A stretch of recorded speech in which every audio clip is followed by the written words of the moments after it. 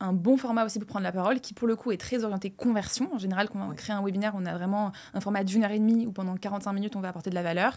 Et pendant 30 minutes, on fait un vrai pitch de vente sur son offre. Parfois, il y a des webinaires aussi qui ne sont pas dans cette démarche-là et qui sont plus en mode je t'offre de la valeur pendant Comme par exemple le 1 heure et live demie. LinkedIn qui pour moi est vraiment la première étape que tu peux franchir en termes de prise de parole. Exactement. Et donc, pour moi, ça, c'est un autre format qui est important à connaître si on veut aussi prendre la parole. Et après, on peut décliner le format webinaire pour faire en sorte que ça nous ressemble et qu'on ne soit pas forcément présenté comme quelqu'un qui cherche forcément à vendre. Mais on peut vraiment même offrir un atelier ou offrir une conférence gratuite en ligne pour divulguer son expertise.